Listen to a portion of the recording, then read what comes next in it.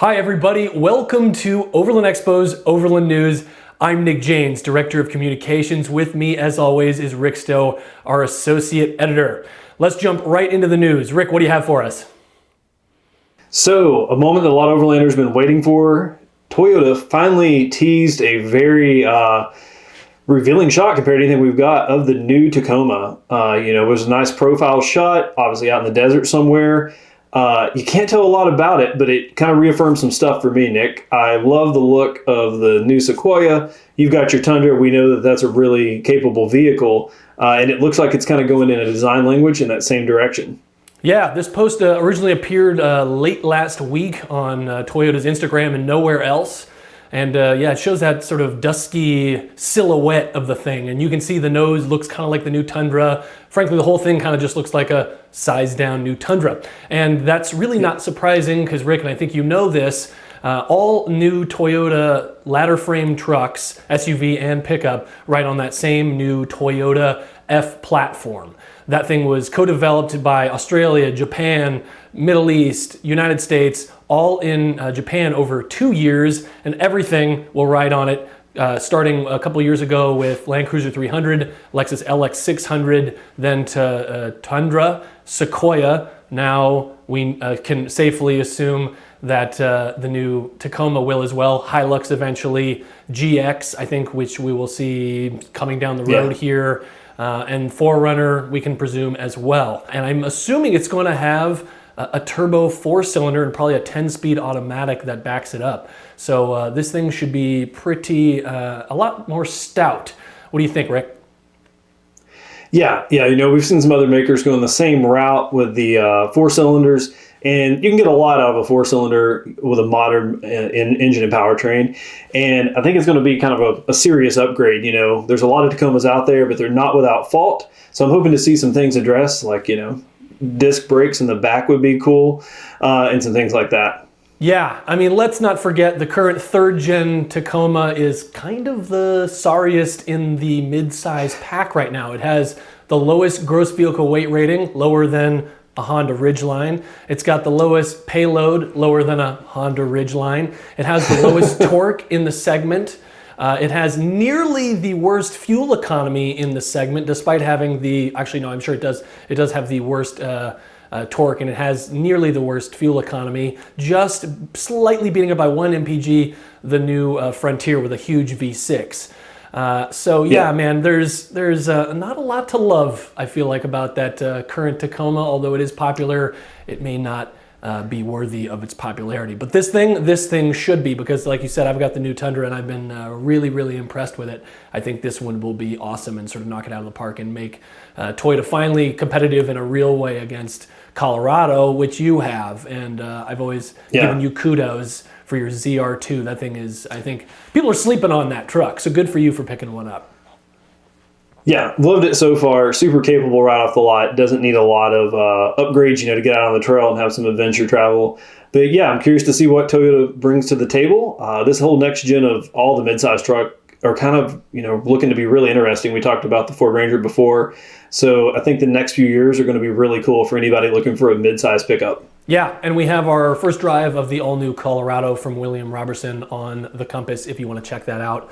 And as for timing, Rick, gosh, we don't know when the new Tacoma will come out, but wouldn't it be cool? Wouldn't it be cool if they showed it at Overland Expo West in May? As you may recall, GMC showed the all-new Canyon last year at Overland Expo Mountain West. So could we see a 1-2 punch from the automakers starting to battle it out at Overland Expos? What do you think, Rick?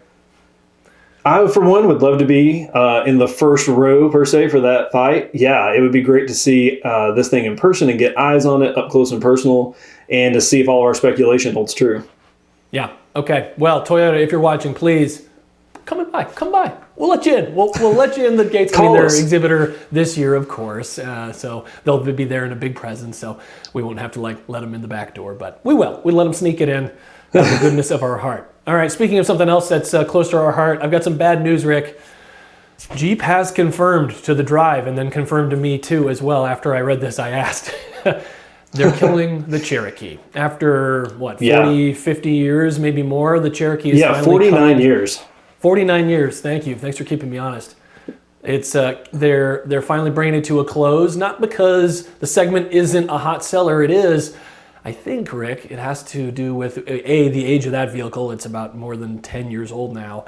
And also the name is a little problematic, but we'll touch on that in a second. Have you had any experiences with the Cherokee being off-road or overland? Yeah, so obviously, they're just super ubiquitous everywhere. And as far as near and dear, one of my best friends had a 2001, which was the 60th anniversary model of the Cherokee. I always felt like that was really ahead of its time with some features that it had. It wasn't without its problems, but we had a lot of fun on the trail with that. Really capable with just a suspension upgrade and some things like that. And yeah, like you said, it's not for lack of sales because you see them everywhere regardless of the generation. But yeah, more so I think a couple years ago, even the Cherokee tribe petitioned for that name to be discontinued. And you, though, dug up something I found really interesting that was news to me. That is not necessarily the most problematic naming scheme that Jeep has maybe dubbed one of their models. No, in 2023, the Cherokee name, I think it was in 2021, the Cherokee tribe petitioned Jeep to remove the nameplate. I think Jeep ignored it, but maybe they've finally listened. Yeah, but this is not the most problematic name Jeep has ever had. When this came out, this Cherokee was a trim line on the Wagoneer, and then several years later on the Comanche, the Jeep Comanche, they had a package called the Eliminator, so you could buy the Jeep Comanche Eliminator, which I cannot believe made it out the door. And if that was the name that they approved, can you imagine what they didn't approve, Rick? Like what, was the Jeep Genocide a little too heavy for them? I can't believe it. So yeah, I think by Jeep standards, it's a tame name, but I think in our modern world, it's time to let that one sail out to sea. But yeah, these current trucks are pretty great with their Pentastars and their unibody platform and things like that. Not really popular these days in overlanding, not surprisingly, but still surprisingly capable because gosh, they're Jeeps. But I don't know. Any further thoughts on that one, Mr. Rick? No, curious to see what they do in that kind of mid-size SUV market. They clarified that they weren't discontinuing, a model in that segment, just the name. So that's something to look forward to from Jeep in the future. Yeah, and I think with the 4xEs that are becoming more ubiquitous, we're going to see a really cool nameplate probably get replaced. Replace it, something electrified, hybrid, all those good things, and then it'll be off-road capable and cool looking. If nothing else, Jeep has a real sense of humor. They do fun things, they cool things, interesting things, and that's what makes their products so good. The products aren't necessarily the best in any segment per se, but they're a lot of fun. Like a soft top pickup truck, the Gladiator, it's hilarious. I love it. So sorry to see that name go. It makes sense to see it go, but what would replace it, I'm sure, will undoubtedly be sweet. Rick, we got another piece of news here in the truck world. You want to tell us a little bit about that one, or should I just take it away? You have some insights on this so one? I'll lead off on this. Please. So Ford confirmed that the T3 pickup truck is going to be arriving in the U.S. by 2025. But Nick, you've got some kind of interesting background on why the delay, why the new model, and kind of the mix-up going on with the Ford electric pickup world. Yeah, for clarification, T3 will be the new all-electric pickup truck. And if you're saying, gosh, didn't the Ford Lightning F-150 just get debuted? It sure did, but Ford has to replace it almost immediately. That's because the battery supplier, the Korean battery supplier for the Lightning, SK Innovations, was banned from the United States by the government for 10 years from stealing secrets from LG, allegedly stealing secrets from LG. Well, Ford petitioned and they got 2 model years a stay of execution. So starting in 2025, they'll have to have a new vehicle because they can't bring the battery packs for the Lightning anymore. At this reveal, CEO Jim Farley called it, and I want to read this exactly, so pardon me while I look away from my camera. The new truck is going to be like the Millennium Falcon, but with a back porch attached. So, there's that. Nick, wasn't the Millennium Falcon kind of a piece of crap ship they constantly had to work on? Yes, if I do recall, Rick, it wasn't Han and Chewie always punching it to turn it back on, and I think panels falling down.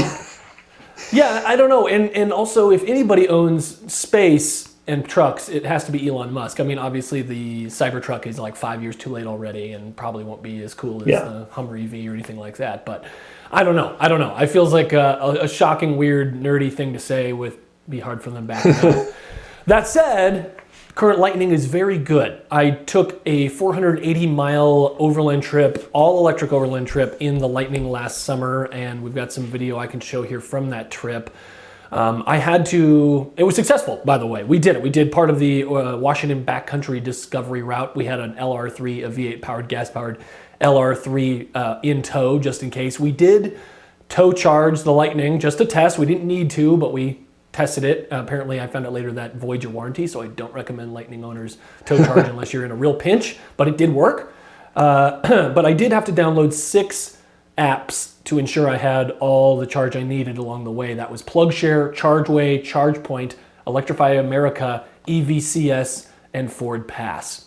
But with all those on board, and mostly we just used Electrify America stations at Walmart along the way, had meant plenty of juice. And yeah, like I said, did that 480-mile round trip without blinking an eye, really worrying about it. So I'm pretty impressed, and if the next one's even cooler, Millennium Falcon E, then it should do well. So, Lightning, do you think they'll keep the same name, or are they going to do a Cherokee move and do something new? I don't know. All right, Rick. Yeah, I don't know. Go ahead. I was going to say, it's kind of a bummer. There's a few Lightnings around town here, and I really think it's a cool truck, so I hope they don't change it too much. In your review, I just wanted to say it's probably one of my favorite things we published last year. Kind of A, proving the concept, and B, the experience. You really did a great job of kind of describing what it's like to do that kind of trip in a fully electric vehicle. Oh yeah, thank you, Rick. I appreciate that. And that review is on the Compass if you want to check it out. And I will point out that CEO did point out that they lost $2 billion. CEO of Ford lost $2 billion last year in their EV venture, and they expect to lose $3 billion in 2023. So hopefully these trucks do well for them in the future. Let's round it out, Rick. You want to give us a glimpse into a new review that you have up on the Compass? Yeah, so the Roofnest Condor Overland, had that tent on my truck now for about 6 months. I've really been enjoying it. Used it some cold weather trips back in the winter, and I've actually just been leaving it up there. It's a super durable tent. I love the hard aluminum shell, so you don't have to worry about wear and tear, UV, anything like that. Nothing really has changed from that I wrote in the review. Looking forward to getting out for some adventures now that it's warming up here in Virginia. That is a really cool tent, and it's a great fit for the midsize. We talked about my ZR2. So yeah, give that a look on the blog when you get a chance, and it'll be featured in some more content moving forward. Yeah, and for those who aren't aware, the Roofnest Condor is in aluminum shell instead of ABS plastic. Aluminum shell fold out. It fits nicely, as you can see in these images here. It fits nicely over Rick's Alu-Cab. What's that called, Rick? The Alu-Cab what?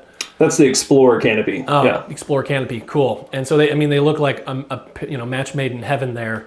And then inside you've got a 2.5-inch memory foam mattress and some nice. It's got the blackout liner in it, right? Yeah. Rick?